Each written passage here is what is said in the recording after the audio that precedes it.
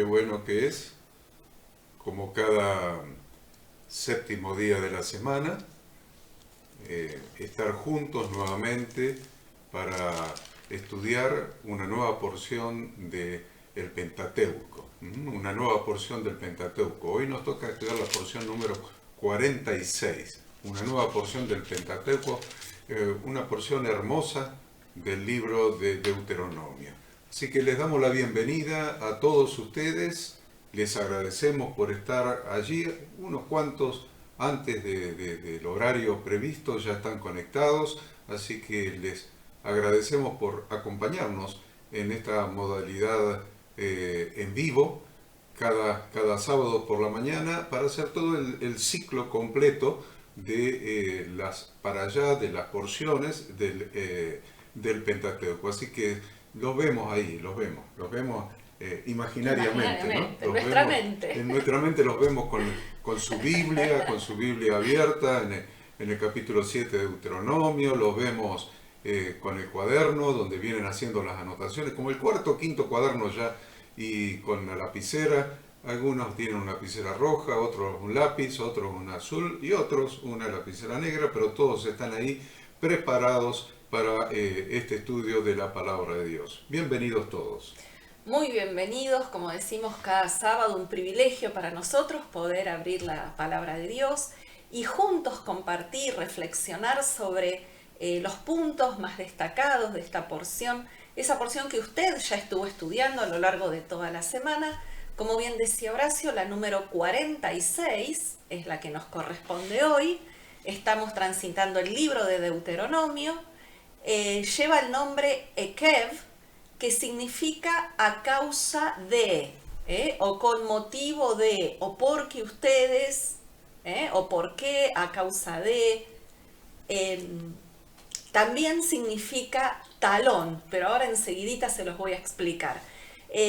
Las lecturas que abarca es Deuteronomio capítulo 7, versículo 12 al 11:25. Vamos a leer de la Haftará, Isaías 49, versículo 14 al 51:3. Luego vemos Mateo 4, del 1 al 11, y Hebreos 11, del 8 al 13.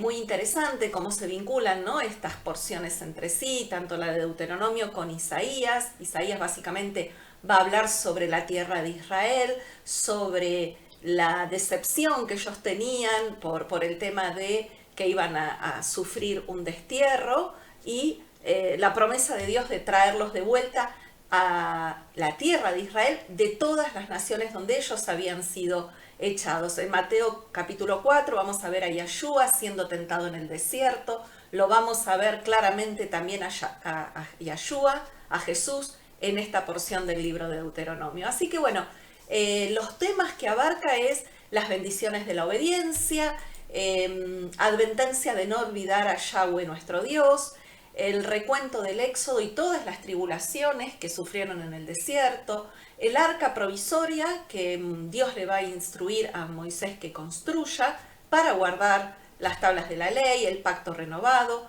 qué exige Yahweh de cada uno de sus hijos, y el conocimiento de los milagros de Yahweh a través del desierto y las grandes virtudes de la tierra de Israel. No nos olvidemos que estamos, ¿no? Este libro de Deuteronomio es este repaso de la Torá, este repaso de las instrucciones. Vemos claramente a Moisés como un padre preocupado por el futuro de sus hijos. ¿Por qué? Porque dijimos que esto abarca los últimos 35 días de vida de Moisés. Este libro completo son los últimos 35 días de vida de Moisés sobre la tierra. Entonces su preocupación y su insistencia es por el futuro del pueblo. Yo les dije que la palabra Ekev también significa talón. Y cómo relacionamos esto que dice por causa de, con motivo de, con la palabra talón. Ambas palabras, digamos, son similares. Una enseñanza que podemos sacar de esto es que talón se relacione con caminar, se relaciona con pasos, y la verdad que nuestra vida está hecha de pasos, pasos que día a día vamos dando, con la conciencia de que cada paso pequeño lleva a un paso mayor y que la sumatoria de esos pasos va a definir nuestra vida. Por lo tanto, si somos conscientes de los pasos que damos diariamente, vamos a tener mucho cuidado con los pasos que damos. Quienes no son cuidadosos con los pasos pueden encontrar, lamentablemente, un destino al cual no quisieron llegar. Si internalizamos la enseñanza de los pasos diarios de nuestra vida, podemos evitar los peligros que llegan a consecuencias desafortunadas, porque siempre cada paso que demos en nuestra vida nos va a llevar a un destino, pero de nosotros y solamente de nosotros depende decidir cuál va a ser ese destino. Vemos en esta parashá que la Torá promete beneficios materiales, habla mucho de los beneficios materiales, espirituales, económicos, que Dios promete por seguir sus mandamientos. Los beneficios en la vida no representan una recompensa en sí mismos, sino que son medios que nos permiten a las personas continuar cumpliendo la Torá. O sea, el objetivo de guardar la Torá no es la prosperidad como la prosperidad en sí, sino que se nos abran las puertas y tengamos los recursos para a su vez día a día seguir obedeciendo los mandamientos de Dios, que son vida. Moisés también continúa en esta porción alentando a la nación para que confíe en Yahweh y para asegurarles así que van a poder conquistar con éxito la tierra de Canaán y recibir las bendiciones en todos los aspectos de su vida. Y hace muchas veces nuevamente en esta porción, lo vemos desde que empezó, ¿no?, el libro de Deuteronomio, porción tras porción, Moisés haciendo hincapié de eliminar hasta el último vestigio de idolatría que hubiera en la tierra de Canaán. Bien, me gustaría que ustedes le presten atención a tres aspectos que se pueden destacar de Moisés en este libro de Deuteronomio. Y lo vemos repetido vez tras vez y en esta parashá en forma particular. Moisés como maestro, Moisés como profeta y Moisés como padre espiritual de toda la nación. Es muy importante destacar esto por lo siguiente. Vemos que Moisés como maestro es un excelente maestro donde no se conforma con decir una sola vez las cosas, sino que entendió el proceso enseñanza-aprendizaje, que la enseñanza se completa cuando el alumno aprendió.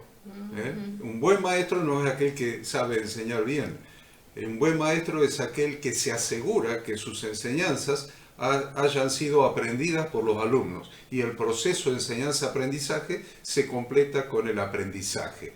¿Y esto por qué lo digo? Porque vemos la repetición de algunos aspectos, de algunas enseñanzas, una repetición constante.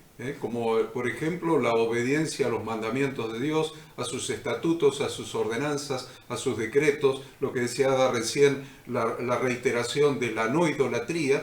Entonces vemos a Moisés como un muy buen maestro y sabemos que es prefigura de Jesucristo, ¿no? Entonces estoy hablando de Moisés y simultáneamente estoy hablando de Jesucristo. También lo vemos como profeta.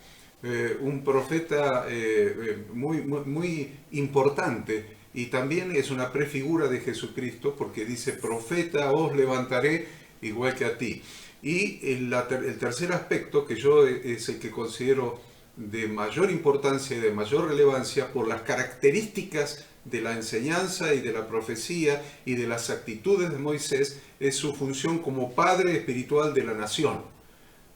Entonces, quiero que noten eso de manera especial porque eso, además de ser una prefigura de Jesucristo, es un ejemplo para cada uno de nosotros como padres espirituales, aún de nuestros propios hijos en la carne. No ya hijos espirituales, sino hijos. Entonces, el tema de la paternidad espiritual de Moisés lo vamos a ver reflejado cada vez que él dice: y hablarás y enseñarás esta Torá, estos mandamientos, a tus hijos al acostarse, al levantarse, en la casa, en el camino, y los atarás como una señal en tu mano, en tu frente, y en los postes de tus puertas, y en las entradas, pues está traducido como puertas en Deuteronomio, pero es en las diferentes entradas que puede tener tu hogar o tu vida misma. Nuestra vida. Entonces, presten atención a esto en esta enseñanza. Moisés como maestro, Moisés como profeta y Moisés como padre de la nación. Vamos entonces a comenzar. Ada dijo que empezamos el versículo 12. Claro, Deuteronomio capítulo 7, versículo 12. Miren cómo empieza esta porción. Y por haber oído estos decretos y haberlos guardado y puesto por obra, Yahweh tu Dios guardará contigo el pacto y la misericordia que juró a tus padres. Noten lo que yo les decía de la paternidad, porque hay una relación permanente con los padres, con una paternidad espiritual, con una transmisión de la Torá, una transmisión del pacto de generación a generación, pero también hay una transferencia de las promesas. Se transfiere el pacto, se transfieren los mandamientos, pero también se transfieren las promesas de generación a generación. Por eso dice: guardará contigo el pacto y la misericordia que juró a tus padres. Ada. Bien, entonces acá básicamente se resalta o se destaca que Israel, si hace tres cosas que están mencionadas acá con los mandamientos de Yahweh, van a tener la certeza de que Dios los va a recompensar con su pacto y con su bondad. Lo primero que dice es oír, ¿no? Por haber oído estos decretos. Oír es una acción intencional, requiere decisión y requiere acción. Es decidir, conocer y prestar atención. Es algo que tengo que esforzarme, ¿no? Tengo que poner mi voluntad para hacerlo. Primero, oír. Luego dice: tu Dios guardará contigo el pacto. Habla de guardar. Y guardar es estudiar, es aprender, es guardar en la mente y en el corazón. Y lo tercero que menciona es poner por obra. Por haberlos guardado, dice recién, y puesto por obra. Y poner por obra es vivir de acuerdo con las instrucciones de Dios. Entonces, este pasaje ya de entrada nos está desafiando a analizar nuestro nivel de observancia y preguntarnos si estamos pisoteando algún mandamiento o si hay algún mandamiento que rechazamos. Por eso decíamos que está relacionado Ekev con la palabra talón, con la palabra caminar, pasos. ¿Por qué? Porque también muchas veces los seres humanos tienen la costumbre de guardar ciertos mandamientos y algunos minimizarlos o olvidarlos o dejarlos de lado. Entonces, acá nos desafía a estar atentos, a no descartar ningún mandamiento. Todos los mandamientos de Dios deben ser guardados y observados. Se requiere de un esfuerzo para ajustarnos cada día a sus instrucciones. Muy interesante las tres palabras que hacía mención Ada recién. Debemos oír, guardar y poner por obra. Oír, guardar y poner por obra. Oír es el Shema, que es escuchar para obedecer. Eso es oír. Guardar quiere decir aprender. Aprender, estudiar, repetir tantas veces como Moisés lo está repitiendo a lo largo del Pentateuco y en particular de este libro de Deuteronomio. Aprender, guardar, aprender, guardar en la mente y en el corazón. Y en tercer lugar, que eso que está guardado en la mente y en el corazón automáticamente se ha puesto por obra. condicione nuestra vida, condicione nuestro pensar, nuestro sentir y nuestro obrar. Es muy importante esto. Y vemos que menciona el pacto de Dios con los padres. Abraham en Génesis 17:7, ahí empezó, en Génesis 17:7, y continúa siendo ratificado con Isaac y con Jacob, y a lo largo de toda esta ratificación que implica la liberación del pecado, el llegar al Sinaí, el recibir el pacto escrito. Siempre fue verbal y siempre fue transmitido oralmente, de generación en generación. Acá, por primera vez, este pueblo tiene un pacto escrito en tablas de piedra. Y me gustaría leer, ¿no? Porque dice, ¿cuáles son las consecuencias de hacer esto? De obedecer, de guardar, de poner por obra. Dice, te amará Dios, te bendecirá, te multiplicará, bendecirá el fruto de tu vientre, el fruto de tu tierra, tu grano, tu mosto, tu aceite, la cría de tus vacas, todas tus posesiones. Bien, después dice, bendito serás más que todos los pueblos. ¿Recuerdan la parashá de la semana anterior? Hablamos de que Israel era un pueblo especial, escogido por Dios. No habrá en ti varón ni hembra estéril, ni siquiera en el ganado. Quitará Yahweh de ti toda enfermedad, todas las malas plagas de Egipto, no las pondrás sobre ti, antes las pondrás sobre todos los que te aborrecieron. Entonces, ¿cuántas son las bendiciones y las promesas de Dios si nosotros somos fieles en estudiar, en conocer, en guardar, en poner por obra sus mandamientos? Y en el versículo 16, como decíamos recién, vuelve a insistir con algo que está siendo repetido permanentemente, y es consumirás a todos los pueblos que te da Yahweh tu Dios, no los perdonará tu ojo, ni servirás a sus dioses, porque te será tropiezo. Y yo te dice, ¿y por qué sigue insistiendo con esto, esta palabra de Dios? Porque no estamos hablando de Moisés, estamos hablando de la palabra de Dios, de la instrucción de Dios para que nuestra vida dé en el blanco. Insiste vez tras vez en que servir a los dioses de los pueblos, de las naciones, de aquellos que están fuera del pacto de Dios. Y esto es vigente, está vigente hoy, está vigente permanentemente. ¿Cuáles son los dioses que adoran las naciones? Eso es lo primero que nos tendríamos que preguntar ahora. ¿Cuáles son los dioses que adoran las naciones? Porque acá está diciendo, ni servirás a sus dioses porque te será tropiezo. ¿A qué dioses sirven las naciones en la actualidad? La gran preocupación de la humanidad hoy es económica. Económico-financiero. Económico-financiero. Y usted dice, no, pero eso es un problema de la Argentina porque hay una miseria creciente. No. Ese es el foco de toda la humanidad. Las naciones súper desarrolladas, las naciones ricas y las naciones pobres. Los más desarrollados están preocupados en qué invierten sus fondos, por lo que les sobra. Y los que son infradesarrollados, como nosotros, como esta nación, están pensando en cómo obtienen lo mínimo indispensable para sobrevivir. Pero siempre el foco está en lo económico-financiero de toda la humanidad en este momento. Ahí tienen un Dios de las naciones, un Dios clarito.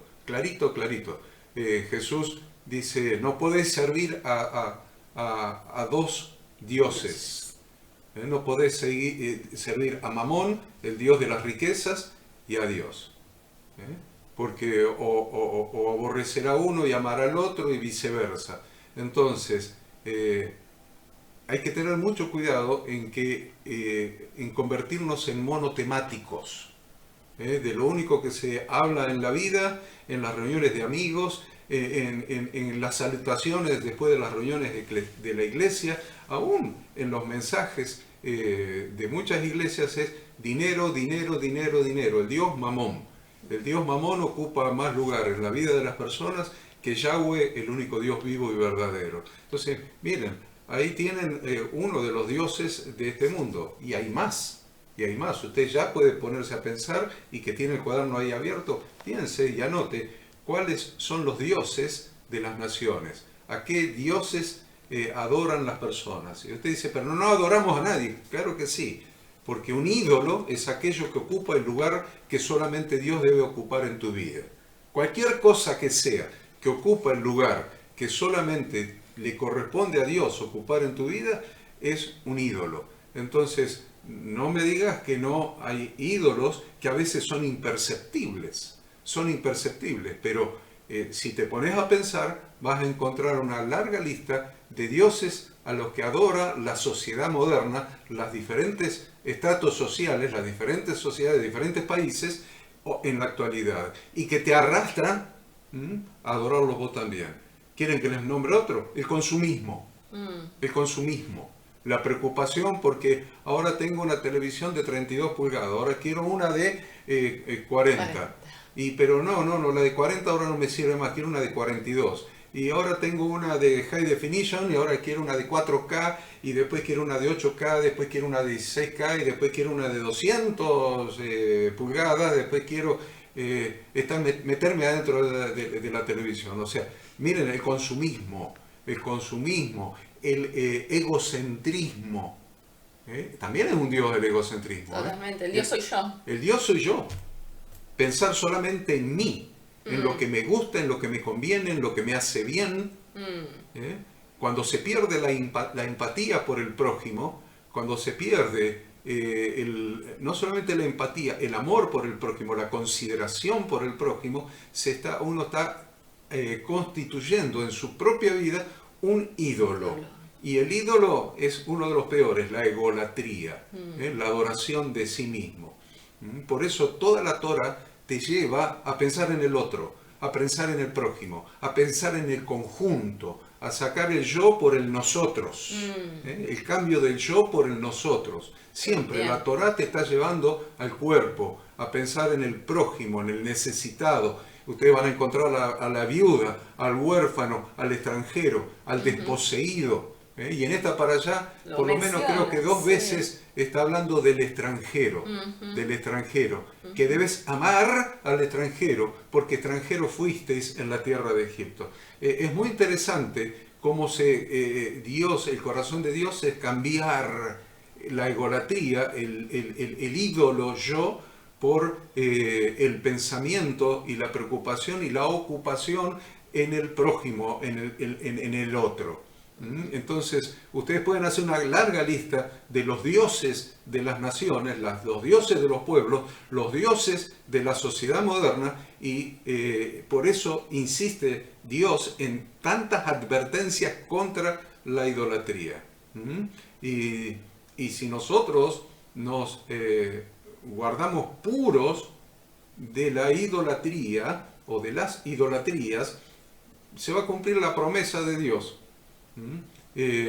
Dios nos conservará sanos de las plagas que sufrió Egipto. Vamos a los versículos del 17 al 21. Bien, ahí comienza diciendo, si dijeres en tu corazón, estas naciones son mucho más numerosas que yo, ¿cómo las podré exterminar? No tengas temor de ellas. Y ahí subraya la clave de este pasaje.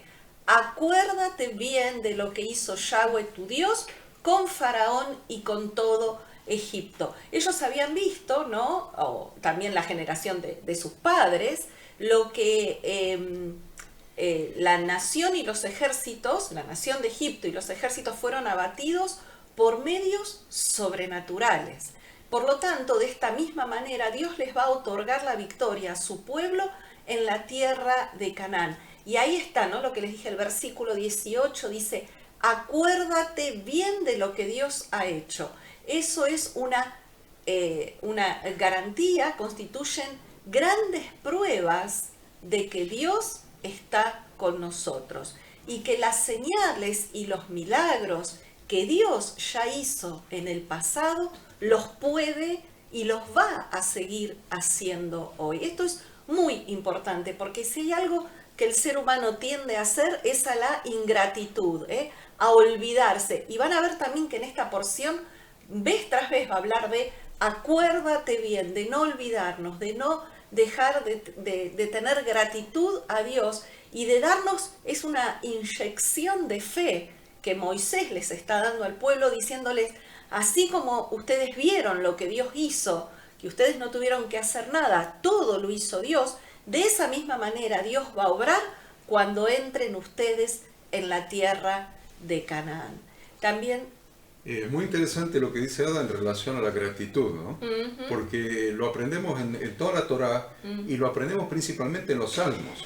sí. Los salmos, que son oraciones, muchas veces, o la mayoría de las veces, comienzan recordando Las cosas que Dios hizo. las cosas buenas que Dios hizo en el pasado. Y esto es muy importante para nosotros porque es una estrategia espiritual de construcción de fe, construcción de bitajón, esa fe que cree en los milagros. Entonces, es muy importante esto. ¿Por qué? Porque el recordar lo que Dios ha hecho en el pasado, las bendiciones de Dios recibidas en el pasado, produce dos cosas en nosotros.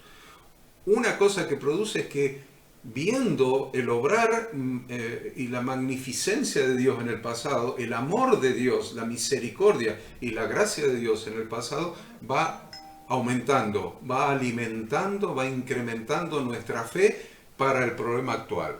Y la segunda cosa que produce, que acabo de decir ahora, es gratitud en nuestro corazón. La peor cosa que le puede pasar a un ser humano es ser ingrato. Tal cual. Es haber recibido algo de alguien y no haber agradecido. Por eso a nuestros niños les enseñamos, cuando alguien les regala algo, les enseñamos a decir gracias. Gracias, porque eso marca toda su vida, toda su vida. Una de las peores cosas que puede tener un ser humano es un corazón ingrato, que no sabe agradecer lo que ha recibido, tanto de otras personas como de Dios, principalmente de Dios. El mismo Hijo de Dios, Jesucristo, frente a la tumba de Lázaro, con Lázaro muerto adentro, sabiendo que lo iba a resucitar, sabiéndolo desde antes de regresar a Betania, ya lo sabía. Por eso su oración comienza: Padre, te doy gracias por haberme escuchado.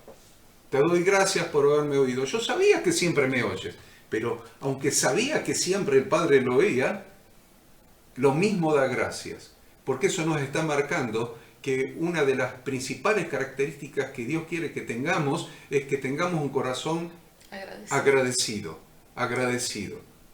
Que ese es el último significado de bienaventurados los pobres en espíritu, porque de ellos es el reino de los cielos. Si uno sabe que es un pobre, que ni la salud que tiene es propia, que ni el cuerpo que tiene es propio, que ni el color de piel que tiene es propio, ni que el timbre de voz es propio, ni que nada de lo que tiene es propio, ni el trabajo, ni la fuerza, ni la inteligencia, ni nada, aún la salvación, todo es gracia de Dios. Entonces el pobre en espíritu, que es consciente de que no tiene nada propio, entonces va a estar agradecido por todo lo que recibe. Entonces ahí ven la bienaventuranza de Jesús. Bienaventurados los pobres en espíritu, porque de ellos es el reino de los cielos. La promesa es grande para la gente con gratitud, consciente de que toda buena dádiva, todo don perfecto proviene de Dios.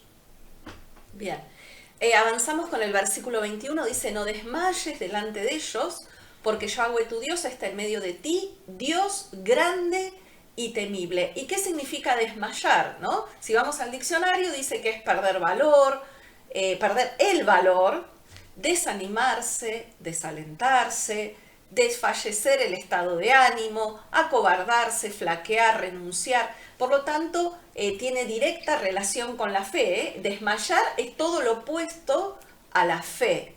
Y la verdad que se trata de creer a Yahweh Dios o de no creer a sus palabras y promesas. Y siempre en la vida va a ser así.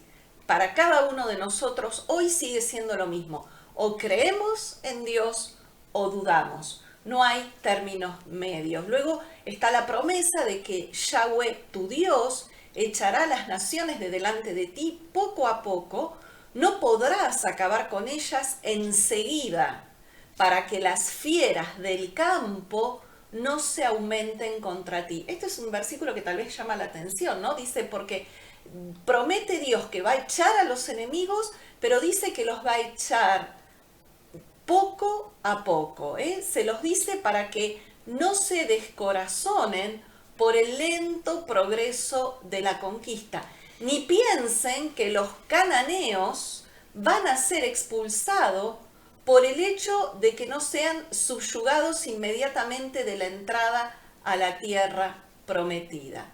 Lo mismo podemos decir de la santificación, ¿no? Entonces acá habla de la conquista poco a poco. Y esto lo podemos llevar a nuestras vidas con el proceso de la santificación, que es un proceso paulatino que vamos a hacer cada uno de nosotros gradualmente.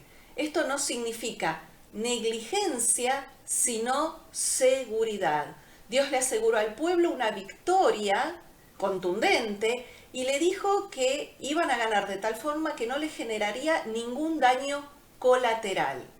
Si todas las naciones cananeas fueran derrotadas y huyeran de inmediato, entonces grandes extensiones de la tierra prometida iba a quedar despoblada y expuesto a todo tipo de fieras salvajes. Por lo tanto, esos animales podrían apoderarse de la tierra. Por eso Dios le dice, los voy a ir echando gradualmente. Los vamos a ir echando, van a ir conquistando paso a paso, mediante un proceso que va a llevar tiempo. Y la verdad es, Dios siempre hace las cosas de a poco, para que no nos hagan mal. Muchas veces recibir de golpe toda la bendición de Dios que Él es capaz de darnos puede resultarnos contraproducente. Yo siempre digo la frase y la repito, que la bendición que Dios te da no te aparte del Dios que te da la bendición. Entonces, todo en nuestra vida es gradual. Aún la lucha personal de cada uno de nosotros con nuestros enemigos externos y con los enemigos internos que cada uno de nosotros tenemos. Es una lucha que debemos hacer día a día, pero lo importante es que tenemos la seguridad, la garantía, la promesa de Dios de que vamos a derrotar esos enemigos paso a paso. Luego el versículo 25 y 26 vuelve otra vez, ¿ven? Ven otra vez, con las esculturas de sus dioses quemarás en el fuego. Pero agrega algo, esto es muy interesante de notar, agrega algo, no codiciarás plata ni oro de ellas para tomarlo para ti, para que no tropieces en ello. Pues es abominación a Yahweh tu Dios. No codiciarás. Vemos acá una clara advertencia de codiciar las riquezas de los paganos o de los incrédulos. Y es notorio cuando mucha gente justificada por la sangre de Jesucristo, por la obra redentora de Jesucristo, o sea, hijos suyos, codician las riquezas de los paganos, codician la riqueza de los incrédulos, y aún sabiendo cómo la han obtenido, sabiendo que los políticos han recibido dádivas o coimas y gerentes de empresas se han aprovechado de sus empresas también, y que los que son empresarios se han explotado a la gente, han hecho robos y qué sé yo cuántas cosas, aún sabiendo que los incrédulos no tienen ningún elemento que los limite, como lo tenemos nosotros, que es la Torá de Dios, que es un cerco dentro del cual nosotros nos movemos para recibir la bendición de Dios. Nos mantenemos dentro de ese cerco, de de ese alambrado, ahí adentro, de ese corral, diría yo. Ahí nos mantenemos. Porque somos tan burros que si nos salimos del corral vamos para cualquier lado. Entonces, Dios ha creado esa cerca para que dentro de esa cerca recibamos la bendición pura de Dios.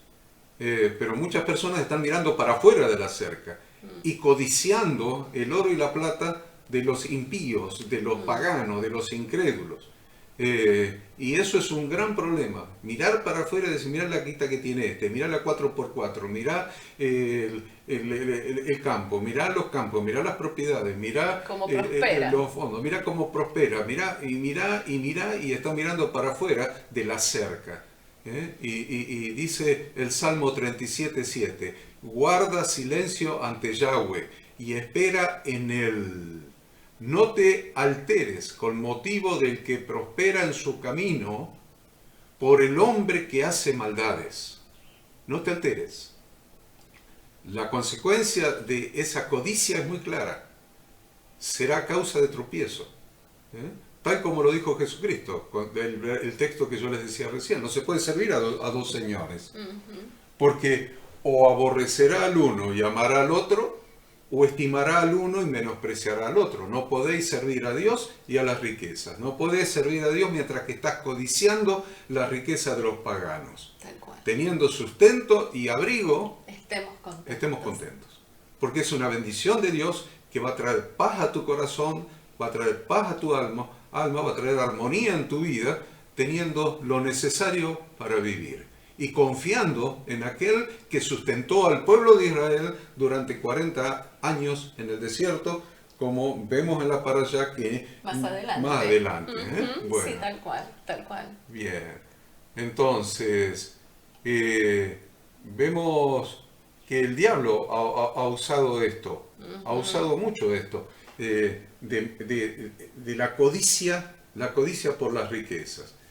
Y muchas veces nos deberíamos preguntar, la prosperidad que algunos reciben, ¿de dónde les vino? ¿Les vino de Dios o les vino del enemigo? ¿Y dónde lo podemos detectar? Y donde está tu tesoro está tu corazón. Entonces, en las actitudes que tienen a partir de la prosperidad. Si esa prosperidad te trae un enfriamiento en tu relación con Dios, un enfriamiento en tu fe, un enfriamiento en tu compromiso con Dios, en dejar de poner a Dios en primer lugar, en dejar de servir al prójimo y ponerlo en una actitud de servicio permanente. ¿Cómo te afecta la prosperidad? Si la prosperidad te saca del foco de la centralidad de Dios y de su reino, entonces el que te está prosperando no es Dios. Es simple. Y usted dice, no, pero el diablo no puede prosperar. Ah, ¿no? Mire Mateo 4, 8 y 9, una de las tentaciones a nuestro Santo Maestro. Justamente parte de la Haftará de hoy. Del Brit Hadashah de hoy, de la lectura del Nuevo Testamento. Otra vez le llevó el diablo a un monte muy alto. ¿A quién? A Yeshua. Sí. Y le mostró todos los reinos del mundo y la gloria de ellos. Y le dijo, todo esto te daré si postrado me adorares. Muchas veces, aún los creyentes se postran y adoran ídolos para recibir prosperidad. Y mucho peor cuando esa prosperidad es motivo de adoración, es el centro de tu vida. Es el centro de tu vida. ¿Cómo repartís el tiempo de tu vida? ¿Cuánto tiempo dedicas a obtener prosperidad? ¿Y cuánto tiempo dedicas a amar y servir a los que tenés alrededor? ¿Cuánto tiempo dedicas al reino de Dios? Es una pregunta muy importante para hacerse, porque el ser humano por naturaleza tiende al desequilibrio. En todas las áreas de la vida el ser humano tiende al desequilibrio. Entonces, ojo con la idolatría, ojo con codiciar lo que el mundo tiene pensando que eso es muy importante, porque yo he visto a muchas personas que cuando obtuvieron la riqueza realmente fueron totalmente infelices, más infelices que lo que eran cuando la estaban procurando, porque cuando la estaban procurando se esforzaban, vamos a hacer esto, vamos a hacer tal negocio. Esa experiencia de cuando yo tenía el estudio contable, vamos a hacer tal negocio, contador, dígame, ¿cómo podemos hacer esto, este negocio con X cantidad de plata? El día que recibieron una herencia, se terminó ese trabajo y ahora una infelicidad total, una vida vacía, hueca, llena de nada, llena de nada. Entonces, ojo con codiciar lo que el mundo tiene, porque Dios sabe de qué cosa tenemos necesidad y Dios provee a nuestras necesidades. Probalo. Si tenés fe en Dios, probalo. A ver si Dios es capaz de proveer a tus necesidades o necesita que vos estés codiciando lo que tiene el prójimo, lo que tienen los impíos, los ídolos de los pueblos. Vamos a Deuteronomio capítulo 8. Bien, el versículo 1 dice, cuidaréis de poner por obra todo mandamiento que yo os ordeno hoy, para que viváis y seáis multiplicados, y entréis y poseáis la tierra que Yahweh prometió con juramento a vuestros padres. Y acá, fíjense, no vuelve a hablar de cuidarse de poner por obra. Y también dice todo mandamiento. Acá Moisés hace hincapié en que ningún israelita puede escoger ni discriminar entre los mandamientos de la Torá. No se puede elegir obedecer los mandamientos que entendemos y dejar para más adelante los que no entendemos o los que nos cuestan más. Los mandamientos de Dios no dependen, lo decimos vez tras vez, de nuestro entendimiento, no dependen de nuestra inteligencia ni de nuestra lógica. Las bendiciones que Dios prometió dependen de que Israel, su pueblo, nosotros, aceptemos la Torá sin reserva alguna, como si toda la Torá completa, fuese un solo mandamiento único e indivisible. Santiago 2:10 nos dice, porque cualquiera que guardare toda la ley, pero ofendiere en un punto, se hace culpable de todos, ¿no? Esto nos enseña que claramente la Torá es solo una y todos sus mandamientos uno. La relación con Dios, luego de nuestro retorno a la casa del Padre, a través de la Teshuvá, es siempre de obediencia. Nosotros amamos a Dios y por amor lo obedecemos.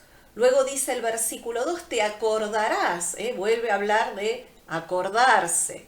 Te acordarás de todo el camino por donde te trajo Yahweh en estos 40 años en el desierto, para afligirte, para probarte, para saber lo que había en tu corazón, si habías de guardar o no sus mandamientos. Siempre acordarse, no olvidarse. Vez tras vez, Moisés lo repite. Y la verdad es que el desierto fue una escuela para ellos, en donde habían sido formados durante 40 años bajo la dirección de Dios y la enseñanza dada a través de Moisés y Aarón. La experiencia de estos 40 años demostró que Dios cubre todas las necesidades de aquellos que siguen y guardan sus instrucciones. Pero les dice algo más, les dice que Dios lo hizo para afligirlos, para probarlos, es decir, para someterlos a la incertidumbre de no tener provisión de alimento y que se vieran obligados a confiar en que habría maná esperándolos cada mañana en el suelo del desierto, ¿no? Realmente es crear en ellos una total dependencia de Dios. Una de las necesidades básicas del ser humano justamente es acerca del mañana. No solamente que hoy voy a tener mis necesidades básicas cubiertas de alimento, de comida, de vestido, de techo, sino que también yo necesito saber que mañana lo voy a tener. Bueno, acá Dios les dice, por eso ustedes no se tienen que preocupar ni tienen que pensar. Ustedes solamente tienen que confiar en que yo voy a satisfacer cada una de sus necesidades. Por eso Jesús en el Sermón del Monte, cuando ahí en Mateo capítulo 6 habla acerca de la provisión de Dios, nos dice, no os afanéis diciendo qué comeremos, qué beberemos, qué vestiremos, porque los gentiles buscan todas estas cosas, pero vuestro Padre Celestial sabe que tenéis necesidad de todas estas cosas. Por eso Jesús nos dice, buscad primeramente el reino de Dios y su justicia, y todas estas cosas os serán añadidas. Así que no os afanéis por el día de mañana, porque el día de mañana traerá su afán. Basta a cada día su propio mal. Y la verdad que también hoy, día a día, Dios nos sigue probando a cada uno de nosotros para saber lo que hay en nuestro corazón. Es decir, para saber si en medio de la adversidad, de las dificultades, de la terrible realidad que nos rodea, vamos a ser capaces de guardar o no sus mandamientos. Ahí tenemos que aclarar algo, y es que Dios no nos prueba para saber qué hay en nuestro corazón. Para que nosotros sepamos. Exacto. Dios nos prueba para que nosotros mismos sepamos. Nos demos cuenta de lo que hay en nuestro corazón. Dios es omnisciente, Dios sabe todo. Sabe. Entonces nos prueba para que nos demos cuenta nosotros mismos de lo que hay en nuestro corazón. ¿Hasta qué grado dependemos de Dios?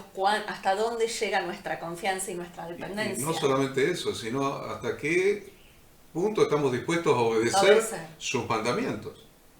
Aunque mañana no sepamos lo que viene mañana. Claro. O que venga algo que no nos gusta. Tal cual.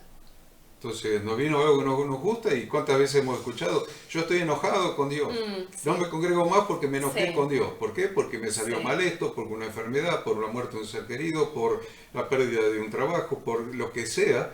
Entonces Dios nos prueba, pero no porque Él no sepa, sino porque nosotros a veces somos tan soberbios cuando nos va bien que pensamos que somos tan estables emocionalmente y espiritualmente que si no nos va bien seguiremos igual. Bueno, veamos si sigues igual o no.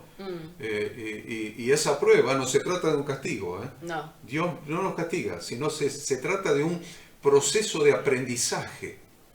Proceso de aprendizaje a través de las aflicciones y a través de las pruebas, para que nuestra fe sea hallada en alabanza, gloria y honra cuando Jesucristo nos introduzca en la tierra prometida. Primera Pedro capítulo 1, versículos del 6 al 9, donde habla de que nuestra fe, que es más precioso que el oro, que es perecedero, pero que es probado por fuego, es probada.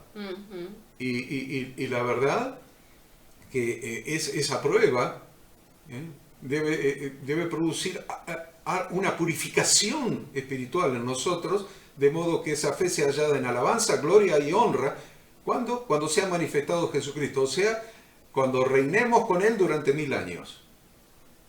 No podemos llegar flojito de papeles al reinado milenial de Jesucristo. No podemos llegar sin conocer la Torá, sin obedecer la Torá, sin tener una fe estable, sino qué clase de reyes y sacerdotes vamos a ser. Tal cual. Entonces, miren todo el tratamiento a que somos sometidos en esta cortita vida que tenemos en este tiempo, para que luego pongamos en práctica y por obra el aprendizaje durante el milenio. Yo lo veo de esa manera. Yo veo que esta vida es una escuela. Sí, una escuela donde preparación. estamos en la facultad, en la universidad. Estamos estudiando acá y aprendiendo lo que después, cuando nos recibamos en la segunda venida de Cristo, lo pongamos en práctica durante el milenio, cuando Él rija las naciones y nosotros colaboremos con Él en el gobierno de las naciones. Bien, siguiendo en el capítulo 8, versículo 3, dice, te afligió, te hizo tener hambre, te sustentó con maná, comida que no conocías, tú ni tus padres la habían conocido, para hacerte saber que no solo de pan vivirá el hombre, mas de todo lo que sale de la boca de Yahweh vivirá el hombre. Aún este milagro del maná fue una prueba para el pueblo, porque no habían vivido nunca antes la experiencia y no sabían si el ser humano podía subsistir mucho tiempo comiendo solamente maná. Esto los fue llevando a confiar en Dios incondicionalmente. Decimos siempre, ¿no?, que el maná era el alimento perfecto, alimento del cielo. También este texto tiene una referencia clara al maná, pero desborda el sentido de cualquier alimento corporal, ya que también las necesidades espirituales del hombre son más importantes que las necesidades corporales y solamente pueden ser satisfechas porque lo que sacia el hambre espiritual del ser humano es la palabra de Dios. Y ahí vemos nuevamente la tentación de Jesús en el desierto, en Lucas 4, el diablo le dijo, si eres hijo de Dios, dile a esta piedra que se convierta en pan, y Jesús le respondió y le dijo, escrito está, no solo de pan vivirá el hombre, sino de toda palabra de Dios. Vemos a Yeshua en este contexto, en el desierto, haciendo 40 días de ayuno, con el objeto de redimir los 40 años del peregrinar de su pueblo por el desierto. Y luego nos deja el modelo de que el alimento más importante para el ser humano, para los hijos de Dios, es su propia palabra. Jesús mismo va a decir en Juan 6, 48, yo soy el pan de vida. Vuestros padres comieron maná en el desierto y se murieron. Este es el pan que desciende del cielo, para que el que de él come no muera. Yo soy, dijo Jesús, el pan vivo que descendió del cielo. Si alguno quiere comer de este pan, vivirá para siempre. Y el pan que yo daré es mi carne, la cual yo daré por la vida del mundo. Y llegamos al versículo que les mencionábamos recién, el versículo 4, que dice que tu vestido nunca se envejeció sobre ti, ni el pie se te ha hinchado en estos 40 años. Entonces, este milagro impactante, todo lo que está en la Torá, todo lo que está en el Pentateuco, todo es replicado por Jesús en el Nuevo Testamento. Sí. Entonces dice, ¿pero dónde está esto de que el vestido nunca se envejeció? Bueno, Jesús tuvo en su mente permanentemente la instrucción de su Padre dada a través de Moisés. Y en el Nuevo Testamento, ¿qué les dice? En Marcos 6, 7, después llamó a los 12 y comenzó a enviarlos de dos en dos y les dio autoridad sobre los espíritus inmundos y les mandó que no llevasen nada para el camino, sino solamente un bastón, ni alforja, ni pan, ni dinero en el cinto, sino que calzasen sandalias y no vistiesen dos túnicas. Ahí tienen el reflejo de solamente llevar el bastón de la palabra de Dios para apoyarse, y ese bastón de la palabra de Dios es Jesucristo y es nuestro sustento, nuestro abrigo y nuestro apoyo, nuestro sostenedor, nuestro sustento. Entonces, vamos al versículo 5. Es hermoso este versículo porque dice, reconoce a sí mismo en tu corazón que como castiga el hombre a su hijo, así Yahweh, tu Dios, te castiga. Y la verdad es que claramente la Torá nos enseña que Dios nunca castiga en el sentido de infligir dolor sin un objetivo constructivo. Acá lo que se está refiriendo es a una disciplina correctiva para un aprendizaje. La disciplina tiene siempre el objetivo de que aprendamos. Dios como Padre nos disciplina. ¿Para qué? Para aprender. Mientras que el castigo, a diferencia de la disciplina, el castigo es punitivo. Es decir, el castigo es una pena por un mal cometido. Una infracción a la ley de tránsito es punitiva. Cometer un delito y terminar en la cárcel, eso es punitivo. Dice, debes saber en tu corazón que así como un padre disciplina a su hijo, así Yahweh tu Dios te disciplina.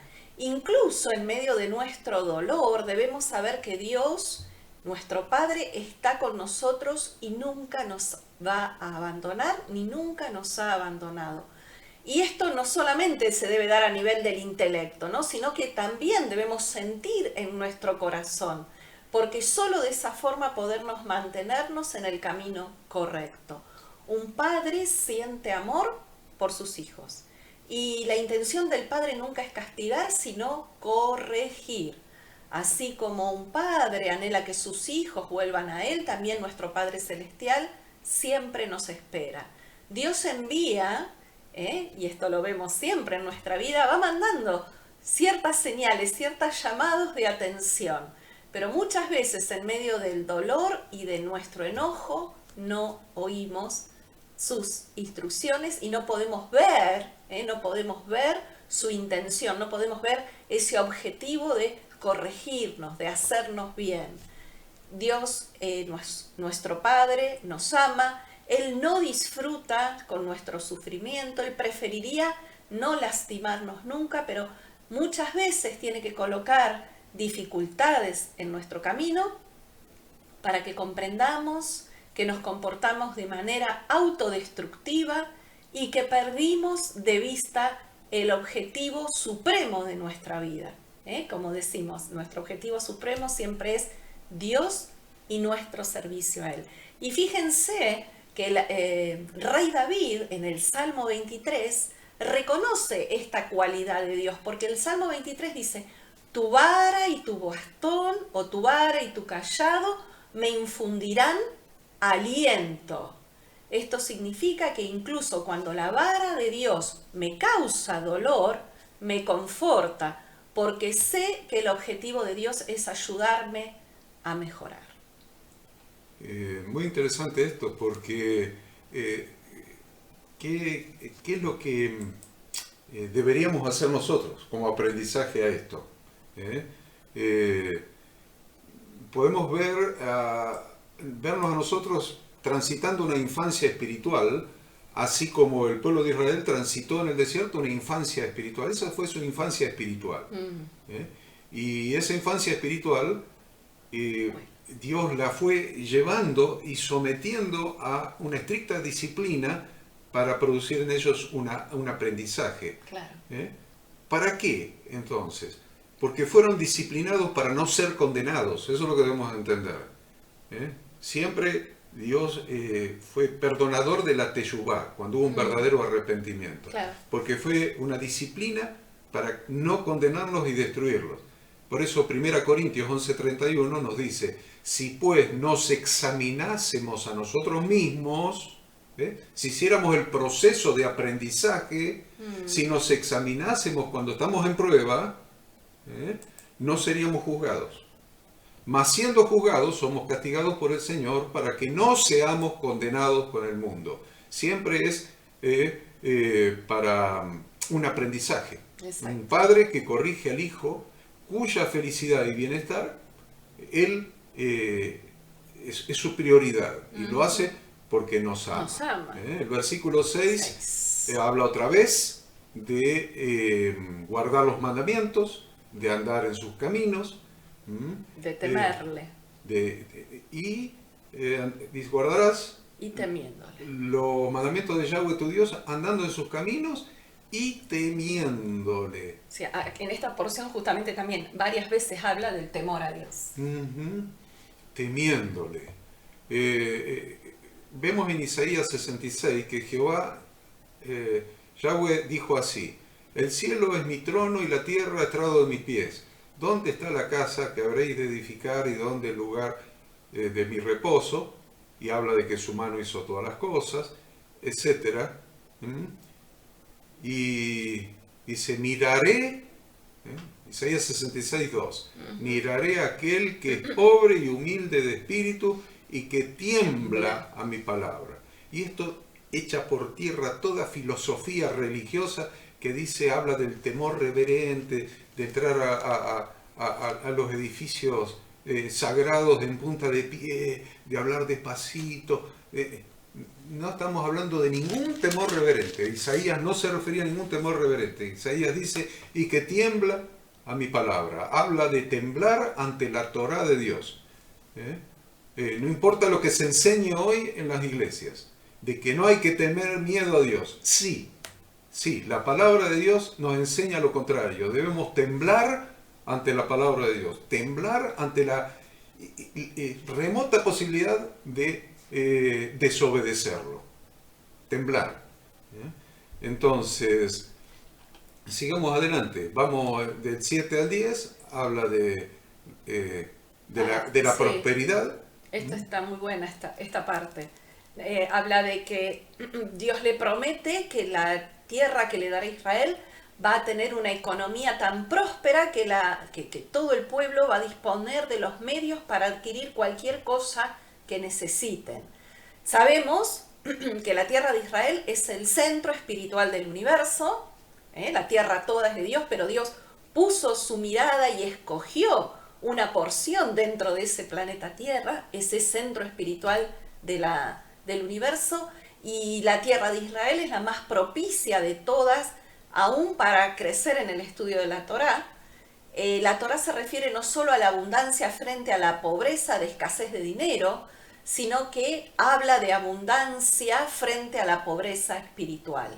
Moisés les dijo que iban a ver la mano de Dios en cada grano de lo que produce la tierra y que no iban a sufrir ninguna carencia espiritual. Y el versículo 11 vuelve a decir: cuídate de no olvidarte de Yahweh tu Dios para cumplir sus mandamientos. Entonces, y fíjense en qué contexto, ¿no?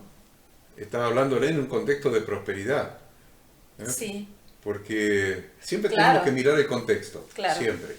Claro, porque la tierra era una tierra totalmente próspera. Acá les está hablando de que van a tener vaca, ovejas, casas hermosas, mansiones, que iban a tener de todo.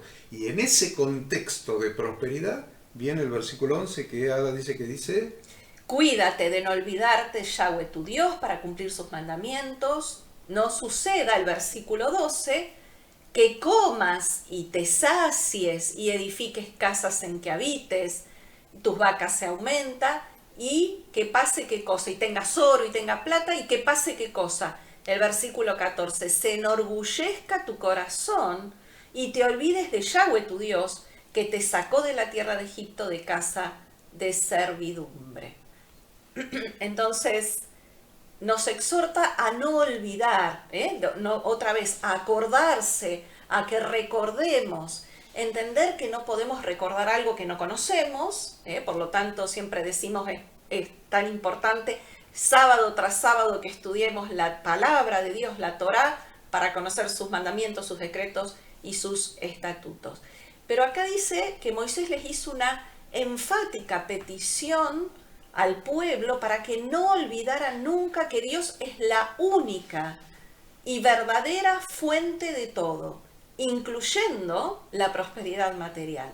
Entonces, ¿por qué Moisés les hace tanta hincapié en esto, no? Justamente es porque los seres humanos tendemos a sentir que cuando las cosas van bien en términos económicos, es mérito nuestro y no de Dios. Si nos prosperamos económicamente, tenemos un buen trabajo, podemos crear una empresa, llevar adelante un gran negocio. La prosperidad económica, ¿qué decimos? Fui yo que me esforcé, que soy inteligente, que soy capaz. Todo lo hice por mis propios medios. Sin embargo, cuando las cosas van mal, ¿qué hace el ser humano en lo económico? Le echa la culpa a Dios. Decimos, la culpa es de Dios, la culpa no es nuestra. Tendemos como humanos a tomar crédito personal por las cosas que salen bien en nuestras vidas y culpamos a Dios o culpamos a otros si las cosas salen mal. Y como Moisés conocía esta naturaleza humana, es que les dice, cuando todo lo que poseas se incremente, no te olvides ni por un segundo de quién te la dio.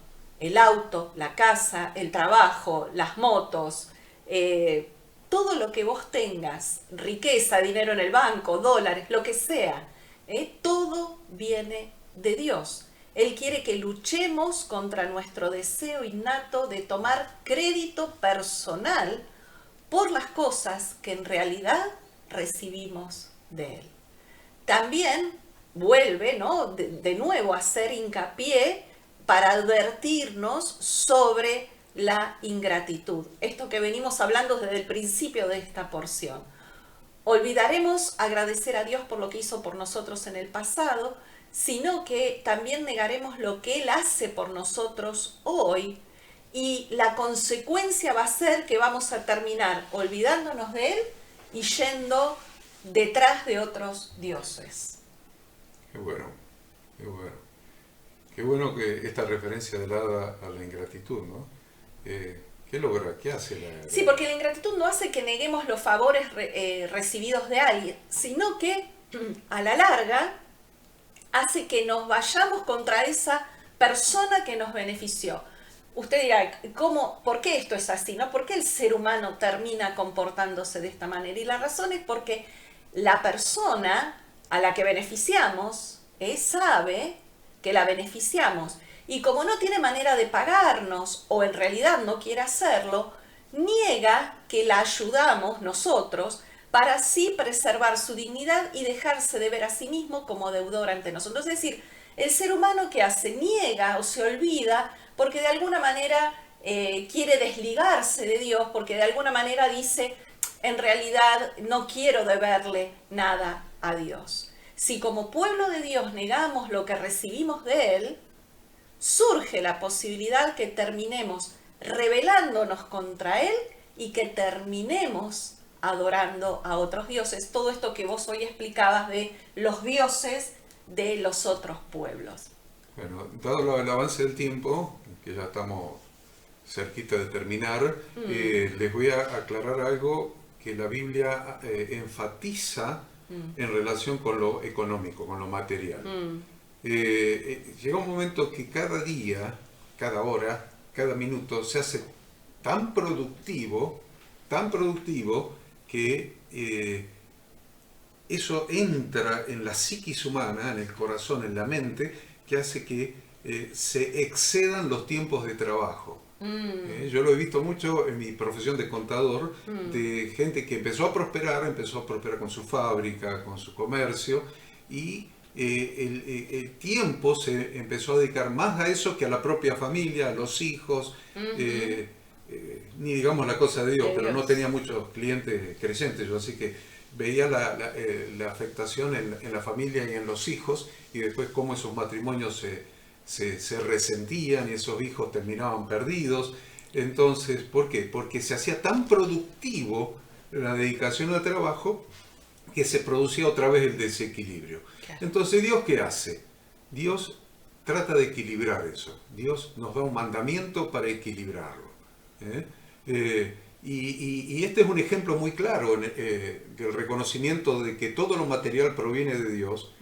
Este mandamiento, este cuarto mandamiento de los 10, que se refiere a no ocuparnos del trabajo para obtener lo material y dedicarnos a tener un encuentro especial con Dios, donde le expresamos nuestra gratitud y nuestra adoración un día completo. El Shabbat. El Shabbat, el día de reposo.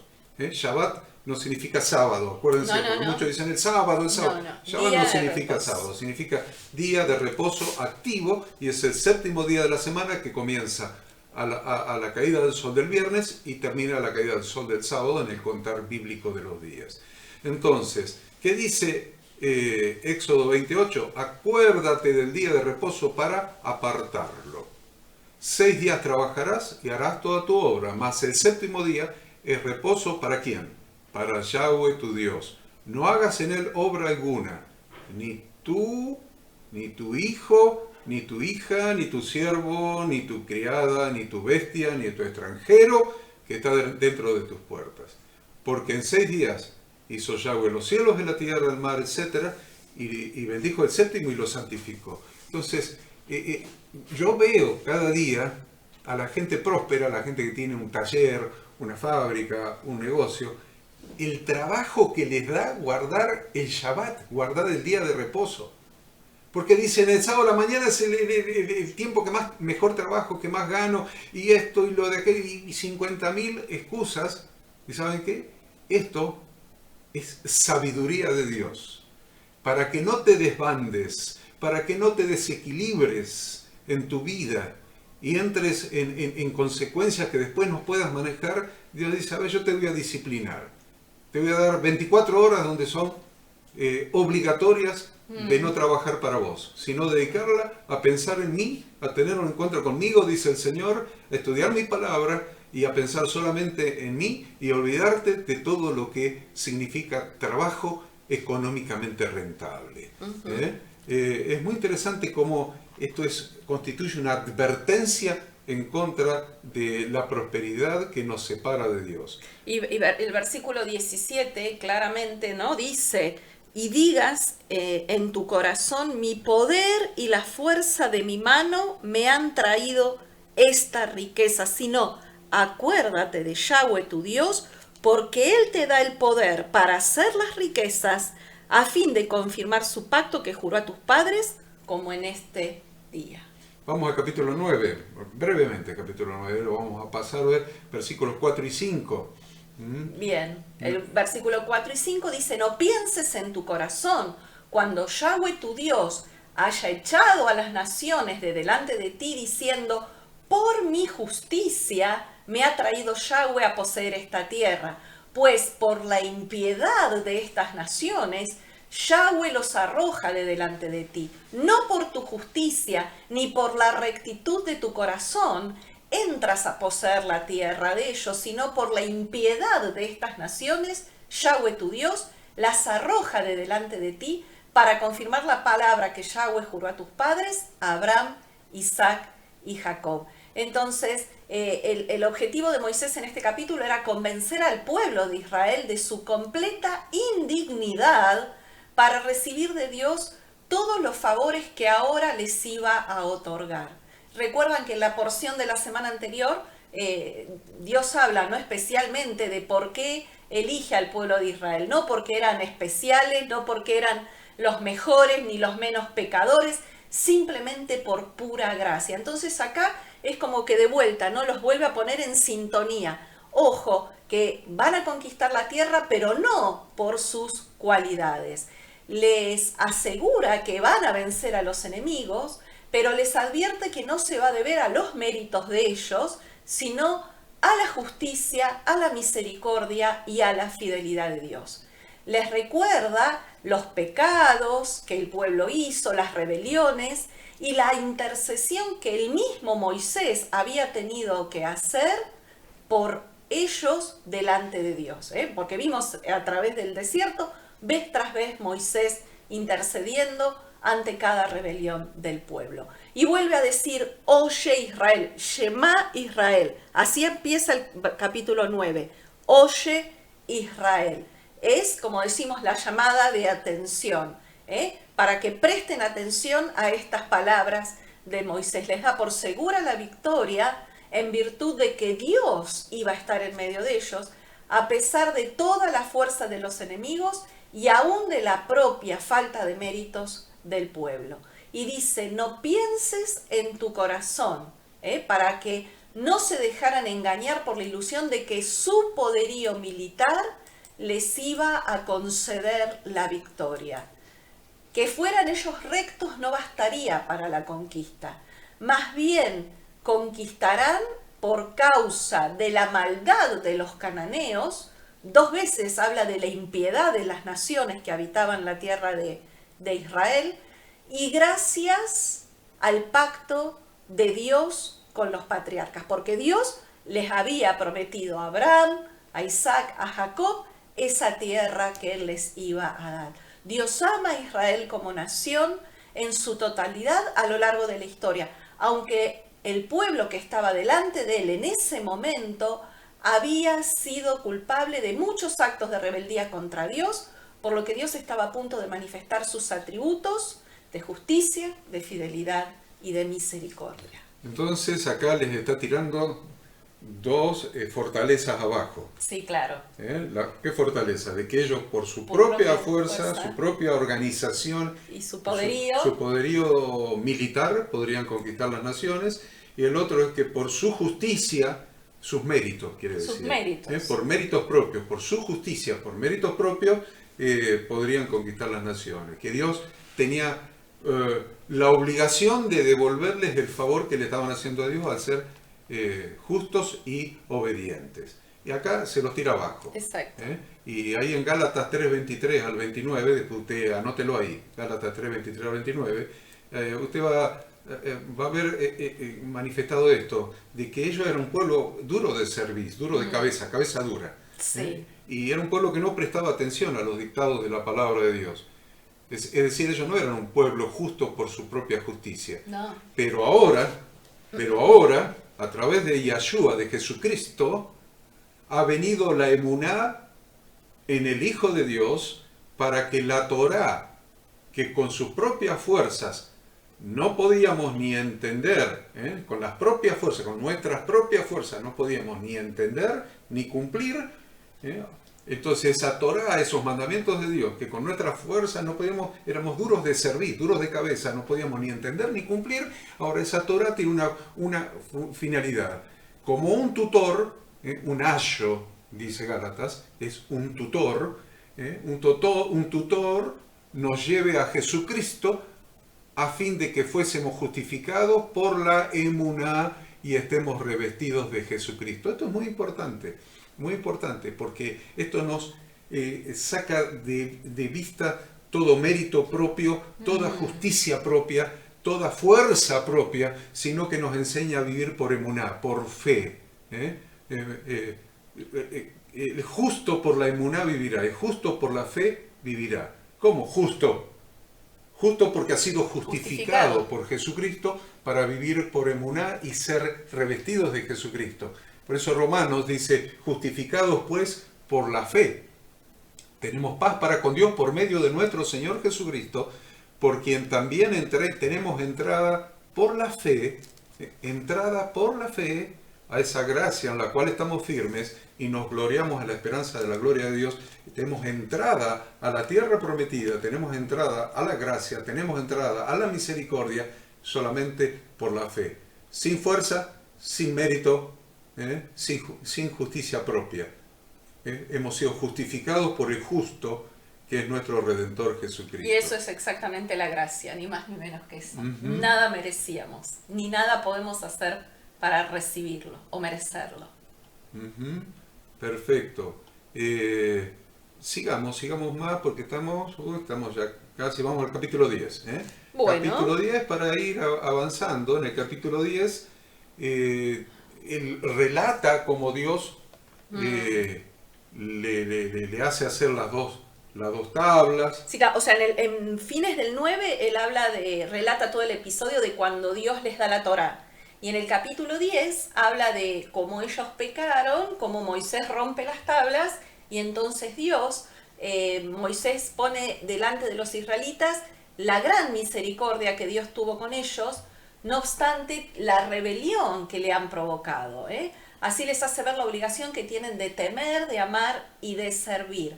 Por eso relata acá en el capítulo 10 que luego de 40 días de plegarias, Dios le instruye a Moisés para que preparara las nuevas tablas en las que él iba a escribir los 10 mandamientos otra vez. Dios le encargó a Moisés que elaborara un arca de madera para guardar a esas tablas, la cual serviría hasta que se edificara el arca permanente del tabernáculo. ¿Recuerdan cuando allá en el libro de Éxodo estudiamos el tabernáculo y cuando Dios le da la instrucción de construir el arca definitiva, donde iban a guardar las tablas de la ley? Bien, demostró claramente que Dios habla a través de su palabra, de sus mandamientos, ordenanzas, leyes, estatutos, instrucciones, que en este tiempo era el testimonio que estaba guardada dentro del arca del pacto. Todas esas instrucciones de Dios. Es interesante esto porque mucha gente no entiende este simbolismo del arca del pacto con las tablas del testimonio adentro.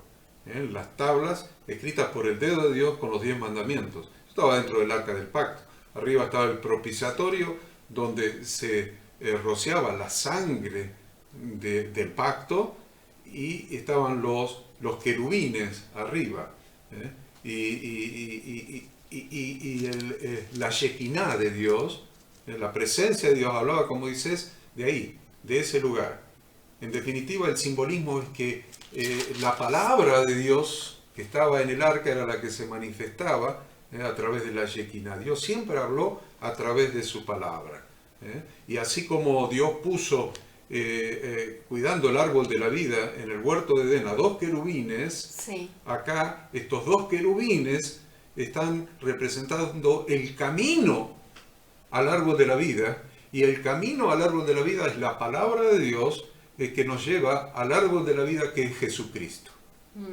Que dijo: yo soy el camino y la verdad y la vida. Él es el árbol de la vida. Esos dos querubines que cuidaban para que el ser humano no pudiera acceder al árbol de la vida, ahora Dios los puso arriba de su palabra y del sacrificio de Cristo con su sangre rociada en el propiciatorio, abriendo el camino al árbol de la vida a través de la palabra de Dios, y ese árbol de la vida es Jesucristo.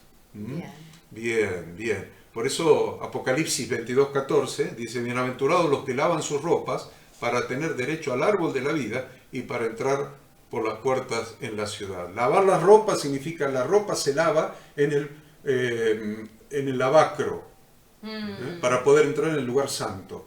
Y el lavacro es figura de la palabra de Dios, de la Sagrada Escritura. Claro. Ahí se lavan las ropas en el lavacro y después se tiene derecho al árbol de la vida, el cual es Jesucristo. Es la vida, para entrar por las puertas en la ciudad. Bien. El versículo 8 del capítulo 10 habla de: en aquel tiempo apartó Yahweh a la tribu de Leví, ¿se acuerdan, no? Como producto de este pecado y del becerro de oro. Los únicos que no participaron fue la tribu de Leví, así que acá Moisés les recuerda que Dios apartó a la tribu de Leví para que llevase el arca del pacto de Yahweh, para que estuviese delante de Yahweh, para servirle, para bendecir en su nombre hasta hoy, por lo cual Leví no tuvo parte ni heredad con sus hermanos. Yahweh es su heredad, como Yahweh tu Dios le dijo. Entonces vemos que pasó esto, ¿no? Dios elige a esta tribu. También... es importante esto, ¿no? Convertirse en levitas, en servidores. Vamos avanzando, se nos fue el tiempo, nos quedan 9 minutos. Acá quiero llegar al 12. Del 12 al 14, a ver, del 12 al 14. Vamos a leer el 12 y el 13. A ver, ahora pues Israel, ¿qué pide Yahweh tu Dios de ti? Sino que, escuchen esto, ¿qué pide de ti? ¿Qué pide de ustedes? ¿Qué pide de nosotros? Sino que temas a Yahweh tu Dios, que andes en todos sus caminos y que lo ames y sirvas a Yahweh tu Dios con todo tu corazón y con toda tu alma, que guardes los mandamientos de Yahweh y sus estatutos que yo te prescribo hoy para que tengas prosperidad. Para que tengas prosperidad. Y no se olviden nunca de las palabras del apóstol Juan cuando dijo: yo deseo que seas prosperado en todas las cosas y que tengas salud, así como prospera tu alma. Así que todo empieza en la prosperidad del alma. Entonces, ¿qué encontramos en estos versículos 12 y 13? Encontramos una exhortación a las siguientes 5 cosas. Bien, lo primero que nos dice es temer a Yahweh nuestro Dios. Sabemos que el principio de la sabiduría es el temor de Yahweh. Segundo, nos dice que andemos en todos sus caminos. Por eso, lámpara es a mis pies su palabra y lumbrera mi camino. Tercero, nos dice amarlo. Jesús dijo: el que tiene mis mandamientos y los guarda es el que me ama. Ahí no hay otra prueba de amor que guardar sus mandamientos, hacer todo aquello que a Él le agrada para nuestro propio bien. Cuarto, servir a Yahweh nuestro Dios con todo nuestro corazón y con toda nuestra alma. Y el versículo 5, guardar los mandamientos de Yahweh y sus estatutos. El quinto punto, guardar los mandamientos de Yahweh y sus estatutos. Entonces, ¿por qué vuelve a hablar de temer, ¿no? De temer a Dios? Porque entre otras cosas, el temor nos da claridad, nos da seguridad para caminar en la vida. Y también se está refiriendo temor al castigo. ¿Por qué? Porque nos lleva a vivir con la claridad de las profundas consecuencias que trae una transgresión. También incluye el temor a perder la recompensa como resultado de no obedecer los mandamientos, ¿no? Entonces, obedecemos también porque tememos el castigo, porque tememos perder toda la bendición de Dios. También implica temer a Dios, vivir con la conciencia de las profundas consecuencias de la vida, para vivir una vida significativa. Si yo no guardo sus instrucciones, también nuestra vida no va a tener propósito. El temor de Dios también nos protege de transgredir, porque nos hace conscientes de que estamos bajo constante vigilancia. Los ojos de Dios, los ojos de Yahweh están permanentemente sobre la tierra y sobre aquellos que la habitamos. Vivir con la conciencia de que estamos en la presencia de Dios transforma la manera en que hablamos, la manera en que actuamos, la manera en que reaccionamos, la manera en que los conducimos. Nuestro objetivo es servir a Dios por amor, pero el punto de comienzo debe ser el temor. El temor es la fórmula para mantener nuestra cercanía a Dios, porque yo sé que si transgredo sus instrucciones y no lo obedezco, me alejo de Él. Dios espera que demos ese primer paso siempre, porque eso es lo único que está en nuestras manos. Temer a Dios es una decisión nuestra. Amar y temer a Dios son mandamientos difíciles. Sabemos que no son fáciles. Cuando pensamos detenidamente en sus maravillosas y asombrosa creación y sus acciones, vemos en ella la sabiduría infinita de Dios. Entonces, como consecuencia de ver lo grande que es Él, de ver toda su creación, de ver todas las obras maravillosas que Él hizo, nos va a llevar como consecuencia a que lo amemos y alabemos, y entendiendo que somos criaturas pequeñas, humildes, insignificantes, frente a la inteligencia ilimitada, el poder ilimitado, los atributos tan amplios y tan grandes de Dios. Desarrollaremos el amor y el temor contemplando a diario sus obras en nuestras vidas. Bien. En el versículo 2 dice entonces, ¿qué pide Dios de ti? El temor, decía Ada. El 12. Bueno, el más elevado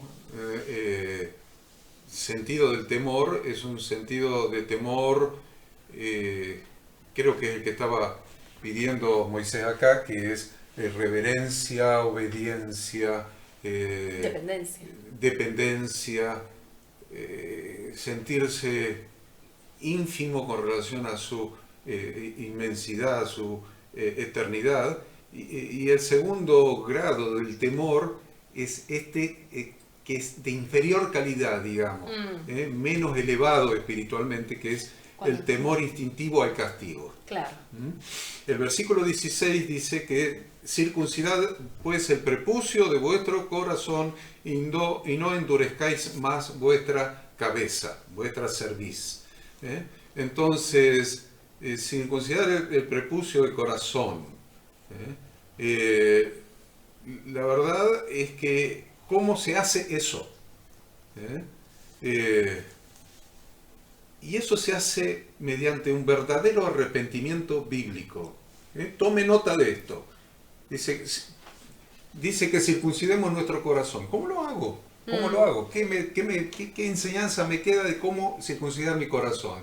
Bien, eso se hace mediante un verdadero arrepentimiento bíblico, teshuvá, y comenzar a caminar en una verdadera fe bíblica, emuná. Vemos más adelante, en el capítulo 30 de Deuteronomio, que Dios promete que cuando el pueblo haga teshuvá, Dios circuncidará sus corazones. Deuteronomio 36. Y circuncidará Yahweh tu Dios tu corazón y el corazón de tu descendencia, para que ames a Yahweh tu Dios con todo tu corazón y con toda tu alma, a fin de que vivas. Y está hablando de cuando el pueblo se arrepienta. Entonces la teshuvá es el primer paso para circuncidar el corazón, el verdadero arrepentimiento bíblico, y después caminar en emuná. Ese caminar en emuná te va llevando permanentemente a una teshuvá, y a un caminar en fidelidad.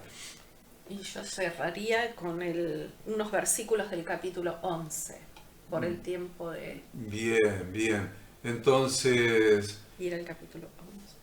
Bueno, después habla del 17 y 18, habla de la justicia de Dios, y de que Dios no se puede sobornar, dice, ni toma cohecho, Subrayese ahí para analizarlo usted. ¿Qué quiere decir ni toma cohecho? Porque yo he visto que en las religiones se enseña a coimear a Dios. Cohecho Sí. quiere decir coima. Coima para recibir favores. Entonces eso de que dele a Dios para que Dios le dé, Sí. olvídese. Eso es cohecho. Claramente el capítulo 10, versículo 17 dice, Jehová, vuestro Dios, es Dios de dioses y Señor de señores, Dios grande, poderoso y temible, que no hace acepción de personas ni toma cohecho. Bien, y yo quería terminar entonces, ya que estamos Sí. con el tiempo Por el cumplido, versículo 18. con el del 18 al 21. Si usted mira del Exacto. 18 al 21, Sí. dice, por tanto, y con esto vamos a terminar. Usted Sí. lea todo el resto. Tenemos, Todo. Ada había hecho un estudio de 19 páginas, Sí. y no hemos dado ni la mitad, obviamente. Pero sí queremos cerrar con estos versículos del 18 al 21, porque son lo que yo les decía al principio. Moisés como maestro, como profeta y como padre. Y esto es una expresión muy, muy, muy profunda de lo que es ser padre. Padre en la Biblia es el verdadero ejercicio del sacerdocio de todo hombre. El verdadero ejercicio del sacerdocio de todo hombre. Dice el 18, por tanto pondréis estas mis palabras en vuestro corazón y en vuestra alma, y las ataréis como señal en vuestra mano, y serán por frontal entre vuestros ojos. Y las enseñaréis a vuestros hijos, hablando de ellas cuando te sientes en tu casa, cuando andes por el camino, cuando te acuestes y cuando te levantes, y las escribirás en los postes de tu casa y en tus entradas, para que sean vuestros días y los días de vuestros hijos tan numerosos. Mire que está hablando otra vez de los hijos. Tus días y los días de vuestros hijos tan numerosos sobre la tierra, que Yahweh juró a vuestros padres que les había de dar, como los días de los cielos sobre la tierra. Quiero hablar para terminar, de sacerdocio. Sacerdocio de todo hombre. Porque estas palabras deben estar, todas las palabras de Dios, toda la Torá, deben estar en nuestros corazones, meditar siempre en las palabras de la Torá y no olvidar la obligación de cumplir los mandamientos. Los mandamientos están vigentes en todos lados, pero la tierra de Israel obviamente reviste el lugar desde donde Dios habla a la humanidad. Ahora, en el versículo 19, quiero que note eso, el versículo 19, nuevamente Dios a través de su portavoz, su profeta, insiste con el sacerdocio de todo hombre en su hogar. La Torá da mucho más énfasis al sacerdocio en el hogar. La Torá da mucho más énfasis al sacerdocio de todo hombre en su propia familia que en la congregación de Dios. Nótelo, revísela completa. Más énfasis al sacerdocio del hombre en su hogar, en su propia familia, que en la familia de Dios. Aprendemos que ser un reino de sacerdotes y gente santa, que es lo que establece el pacto con su congregación, comienza en el hogar de cada uno. Acuérdense de esto. Esto es muy importante en esta parashá. El pacto de Dios es que Dios nos haría a toda su congregación, a todos sus hijos, a todos los redimidos por Jesucristo, a todos nos haría un reino de sacerdotes y gente santa. Y Martín Lutero descubrió esto y dijo, entonces todos los cristianos, todos los creyentes son sacerdotes y deben ejercer su sacerdocio, pero nunca explicó cómo ejercer el sacerdocio, porque él siguió siendo cura o pastor o lo que quieran, el líder de la iglesia, y nunca explicó cómo ejercer el sacerdocio de todos los creyentes. Bueno, Moisés lo explica claramente. Ejercer el sacerdocio de todo hombre implica ser el sacerdote de su propio hogar, de su propia familia. Y enseñar Torah a su familia. Enseñar Torah a su esposa y a sus hijos. Eso lo recoge el apóstol Pablo en una de sus cartas cuando dice que la mujer en la congregación no haga demasiado desorden en el sacerdocio, sino que recurra a su propio sacerdote en su hogar. Pregunte a su marido en su casa, dice. Pregunte a su marido. ¿Qué quiere decir? Recurra a su sacerdote, porque el hombre es el sacerdote en su hogar, el sacerdote de su esposa, el sacerdote de sus hijos. Acá Moisés está hablando de los hijos para que los hijos tengan bendición en las siguientes generaciones, y yo les estoy agregando lo que agregó el apóstol Pablo, el sacerdocio sobre su propia esposa. El sacerdocio, enseñar Torah, enseñar a conocer a Dios, enseñar los caminos de Dios, enseñar los mandamientos de Dios, enseñar a descubrir a ese Dios Padre, amoroso, misericordioso, lleno de gracia, lleno de poder, es función del sacerdote del hogar, es función del varón, del hombre en cada familia. Nos quedamos entonces con esta enseñanza que es fundamental en esta parashá. Moisés como maestro, como profeta y como padre. Aprendamos a ser padres como lo fue Moisés. Dios los bendiga, Dios los guarde. Gracias por acompañarnos. Shabbat Shalom.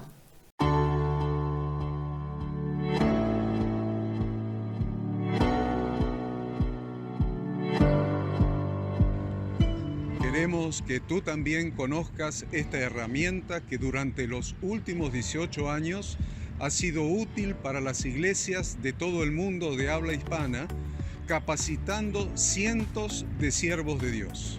Las formas de aprender están cambiando y Ministerio Bíblico Internacional, a través de su facultad bíblica, brinda programas de formación ministerial bíblica, teológica y práctica para la multiplicación y edificación de la iglesia 100% online. Respondiendo a las necesidades de hoy, para aquellos que no cuentan con la posibilidad de asistir a clases presenciales, donde quiera que estés, en todo lugar, recibirás el material de estudio y verás las clases en vivo y on demand, accediendo a través de tu celular, PC, tablet o Smart TV. Recibe tu capacitación en las siguientes carreras: diplomado en teología para maestros de grupos de evangelismo y discipulado, licenciatura en teología pastoral, diplomado en teología y práctica ministerial para pastores, líderes y servidores. Súmate a los pastores que han organizado un grupo de estudio tutorial a distancia en la congregación con estudiantes locales y de las otras iglesias de la zona. Esta es tu oportunidad como seguidor de Cristo para comenzar tus estudios y completar tus exámenes desde la comodidad de tu hogar y en los horarios que tengas disponibles. Súmate al liderazgo de este tiempo y adquiere las habilidades, herramientas y valores necesarios para impactar el mundo con la palabra de Dios y transformar la vida de aquellos que creen al Evangelio. Para más información, ingresá a facultadbiblica.com.